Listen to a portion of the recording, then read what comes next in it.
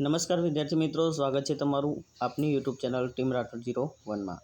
વિદ્યાર્થી મિત્રો, આજે આપણે પોલિટીના મહત્ત્વના 50 પ્રશ્નો જોવાના છે, જે તમારી આવનારી એક્ઝામ જેવી કે GPSC, SSC, MTS, CHSL, CGL તેમજ ગુજરાત ગૌણ સેવા પસંદગી મંડળ દ્વારા લેવામાં આવતી તમામ પરીક્ષાઓ, તલાટી, ક્લાર્ક, બરાબર, ગમે તેવી પરીક્ષાઓમાં આ 50 પ્રશ્નો પોલિટીના ઉપયોગી રહેશે। તો વિદ્યાર્થી મિત્રો, શરૂ કરીએ। પહેલો પ્રશ્ન છે કે બંધારણના કયા અનુચ્છેદમાં ભારતને ધર્મનિરપેક્ષ રાષ્ટ્ર જાહેર કરવામાં આવ્યું છે?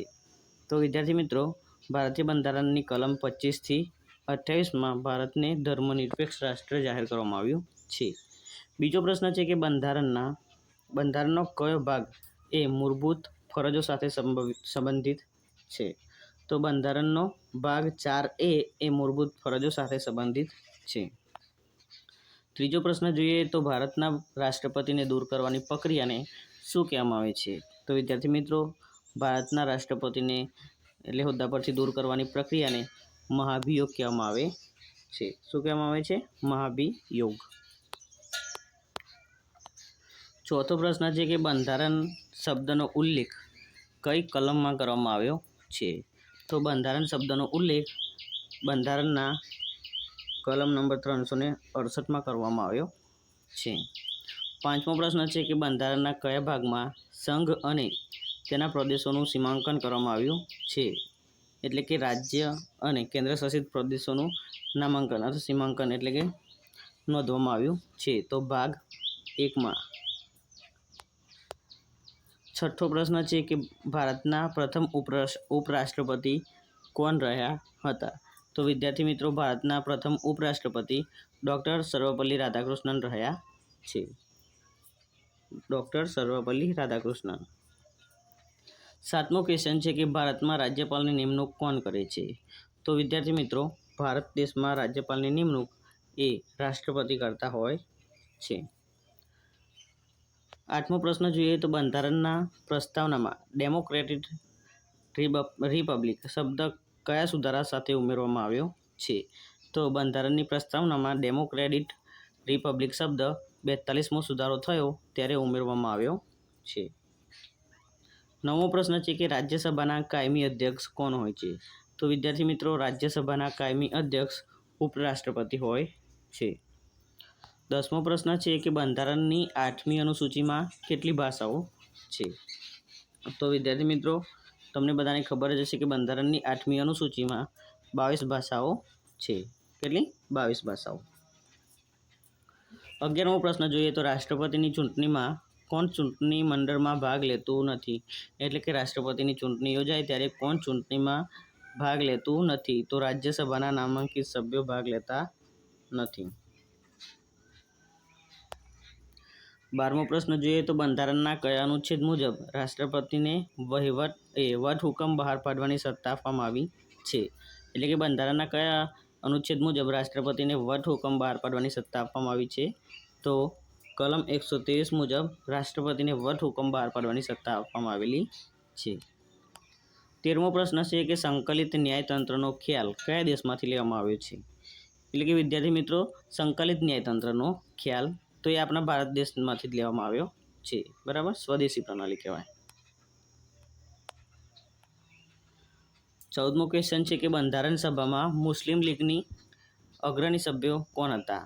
એટલે કે બંધારણ સભાની મુસ્લિમ લીગના અગ્રણી સભ્ય કોણ હતા? તો લિયાકત અલી ખાન હતા। 15મો પ્રશ્ન છે કે કઈ સમિતિએ પંચાયતી રાજ વ્યવસ્થાની ભલામણ કરી હતી? તો વિદ્યાર્થી મિત્રો, બળવંતરાય સમિતિએ પંચાયતી રાજ વ્યવસ્થાની ભલામણ કરી હતી, બળવંતરાય મહેતા સમિતિ। 16મો પ્રશ્ન છે કે બંધારણના રક્ષક કોને કહેવામાં આવે છે? તો સર્વોચ્ચ અદાલત, બરાબર। 17મો પ્રશ્ન છે નીતિ નિર્દેશક સિદ્ધાંતો કયા દેશના બંધારણમાંથી લેવામાં આવ્યા છે? તો નીતિ નિર્દેશક સિદ્ધાંતો આયર્લેન્ડના બંધારણમાંથી લેવામાં આવ્યા છે। 18મો પ્રશ્ન છે કે સંસદનું સંયુક્ત સત્ર કોના દ્વારા બોલાવવામાં આવે છે? તો સંસદનું સંયુક્ત સત્ર એ રાષ્ટ્રપતિ દ્વારા બોલાવવામાં આવે છે। ભારતીય બંધારણની પ્રસ્તાવનામાં કેટલા શબ્દો છે? તો વિદ્યાર્થી મિત્રો, પ્રસ્તાવનામાં 85 શબ્દો છે. 85. 20મો પ્રશ્ન છે કે બંધારણનો કયો અનુચ્છેદ સમાનતાનો અધિકાર આપે છે? બંધારણનો કયો અનુચ્છેદ સમાનતાનો અધિકાર આપે છે? તો કલમ 14. અનુચ્છેદ 14માં શું છે? તો સમાનતા. 21મો પ્રશ્ન જોઈએ તો રાષ્ટ્રપતિ પાસે કેટલા પ્રકારના વીટો પાવર હોય છે? તો વિદ્યાર્થી મિત્રો, રાષ્ટ્રપતિ પાસે કેટલા પ્રકારના વીટો પાવર હોય છે? તો 3 પ્રકારના વીટો પાવર હોય છે. 22મો પ્રશ્ન છે ભારતના કયા વડાપ્રધાનને કટોકટી જાહેર કરી હતી? તો વિદ્યાર્થી મિત્રો, ભારતના કયા રાષ્ટ્રપતિ, બરાબર, વિદ્યાર્થી મિત્રો, કયા વડાપ્રધાને કટોકટી જાહેર કરી હતી? તો ઇન્દિરા ગાંધીએ 1975માં. 23મો પ્રશ્ન છે કે કલમ 370 કયા રાજ્ય સાથે સંબંધિત હતી? અત્યારે છે નહીં વિદ્યાર્થી મિત્રો, તો હતી પૂછે તો જમ્મુ અને કાશ્મીર સાથે 370મી કલમ હતી, સંકળાયેલી હતી. અત્યારે આપણા પ્રધાનમંત્રી શ્રી નરેન્દ્ર મોદીએ એ કલમને હટાવી દીધી છે.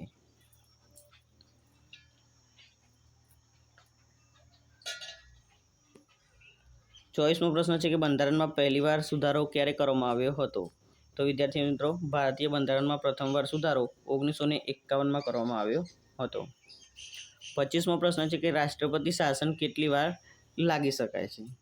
તો 6 મહિના પછી સંસદની પરવાનગીથી દર 6 મહિને અને મહત્તમ 3 વર્ષ સુધી રાષ્ટ્રપતિ શાસન લાગી શકે છે. હાલમાં મણિપુરમાં લાગુ છે રાષ્ટ્રપતિ શાસન. 26મો પ્રશ્ન જોઈએ તો રાજ્યમાં રાષ્ટ્રપતિ શાસન કઈ કલમ હેઠળ લગાવવામાં આવે છે? તો રાજ્યમાં રાષ્ટ્રપતિ શાસન કલમ નંબર 356 હેઠળ લગાવવામાં આવે છે.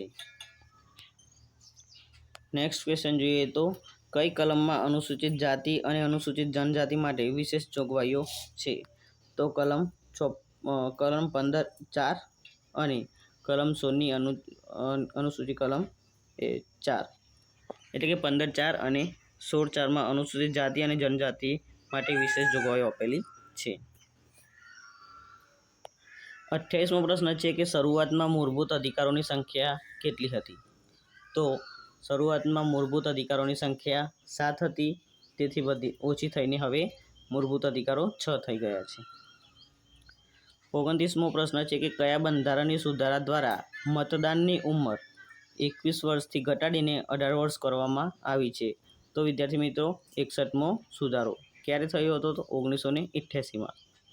એટલે કે 61મા સુધારા મુજબ મતદાન કરવાની ઉંમર 21થી ઘટાડીને 18 વર્ષ કરવામાં આવી છે. 30મો પ્રશ્ન છે કે કઈ કલમમાં ન્યાયતંત્રની સ્વતંત્રતાનો ઉલ્લેખ કરવામાં આવ્યો છે? તો કલમ 50માં ન્યાયતંત્રની સ્વતંત્રતાનો ઉલ્લેખ કરવામાં આવ્યો છે. 31મો પ્રશ્ન જોઈએ તો સ્વતંત્ર ભારતના પ્રથમ કાયદા પ્રધાન કોણ હતા? એટલે કે આઝાદ ભારતના પ્રથમ કાયદા પ્રધાન પૂછે છે, તો કોણ હતા? Doctor B.R. આંબેડકર. 32મો પ્રશ્ન છે ભારતીય સંસદ કેટલા ગૃહોથી બનેલી છે? તો ભારતની સંસદ 2 ગૃહોથી બનેલી છે, એક લોકસભા અને બીજી રાજ્યસભા.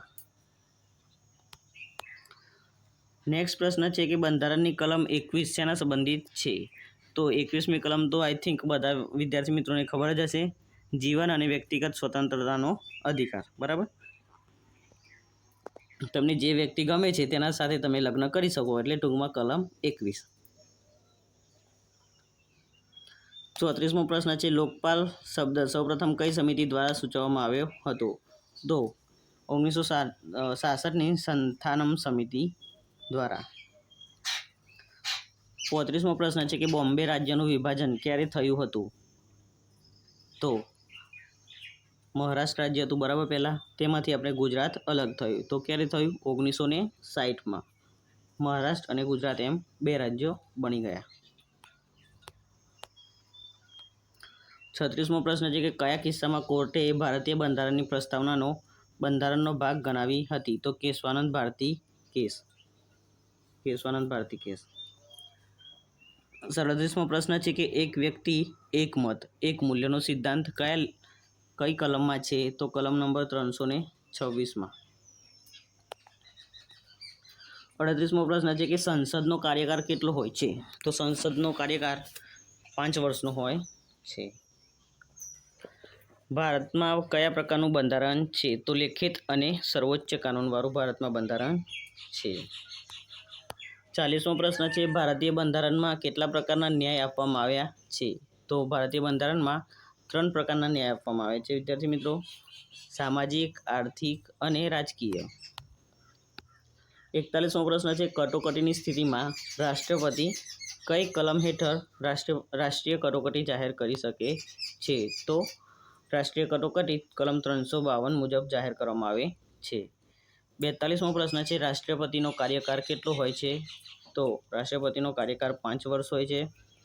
વિદ્યાર્થી મિત્રો, મને તમે એક આન્સર આપી દેજો કે હાલમાં આપણા ભારતના રાષ્ટ્રપતિ કોણ છે? બરાબર.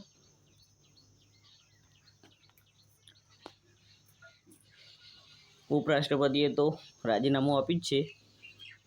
વિડીયો બનાવું છું તે તારીખને ધ્યાનમાં લઈને હું કહું છું. બરાબર. 43મો પ્રશ્ન છે, કેન્દ્ર અને રાજ્યો વચ્ચે સત્તાનું વિભાજન કઈ અનુસૂચિમાં છે? તો 7મી અનુસૂચિમાં છે. કેન્દ્ર અને રાજ્યો વચ્ચે સત્તાનું વિભાજન 7મી અનુસૂચિમાં. ભારતીય બંધારણના નાગરિકો માટે કેટલી મૂળભૂત ફરજો છે? તો આપણી મૂળભૂત ફરજો કેટલી છે? 11. રાજ્યપાલને કોણ શપથ લેવડાવે છે? તો વિદ્યાર્થી મિત્રો, રાજ્યપાલને હાઈકોર્ટના મુખ્ય જે ન્યાયાધીશ હોય તે શપથ લેવડાવે છે. 46મો પ્રશ્ન જોઈએ તો બંધારણ સભાની પ્રથમ બેઠક ક્યારે યોજાઈ હતી? તો બંધારણ સભાની પ્રથમ બેઠક 9 ડિસેમ્બર 1946ના રોજ યોજાઈ હતી. 47મો પ્રશ્ન છે કે રાષ્ટ્રપતિની ચૂંટણી માટે લઘુત્તમ ઉંમર કેટલી હોવી જોઈએ? તો વિદ્યાર્થી મિત્રો, 35 વર્ષ હોવી જોઈએ. બંધારણના કયા ભાગમાં મૂળભૂત અધિકારો મૂકવામાં આવ્યા છે? તો બંધારણના ભાગ 3માં મૂળભૂત અધિકારો મૂકવામાં આવ્યા છે. 49મો પ્રશ્ન છે કે ભારતીય બંધારણમાં કયું લક્ષણ સંઘીય વ્યવસ્થા સાથે સંકળાયેલું છે? તો એકાત્મક ઝુકાવ. 50મો પ્રશ્ન છે, ભારતનું બંધારણ સૌથી લાંબુ છે. આ કોને કહ્યું હતું? તો ભારતનું બંધારણ સૌથી લાંબુ છે એ વાક્ય ડૉક્ટર ભીમરાવ આંબેડકરે કહ્યું હતું. તો વિદ્યાર્થી મિત્રો, આજે આપણે અહીંયા પોલિટીના મહત્ત્વના 50 પ્રશ્નો જે તમારી અગાઉની પરીક્ષામાં પૂછાયેલા હોય તેવા પ્રશ્નો આપણે અહીંયા લીધા છે. બરાબર. વિડીયો પસંદ આવે તો વિડીયોને લાઇક કરી દેજો અને ચેનલ પર નવા હો તો ચેનલને સબસ્ક્રાઈબ કરી દેજો. તો આપણે વિડીયો એ પૂર્ણ કરીએ છીએ. જય હિન્દ, જય ભારત.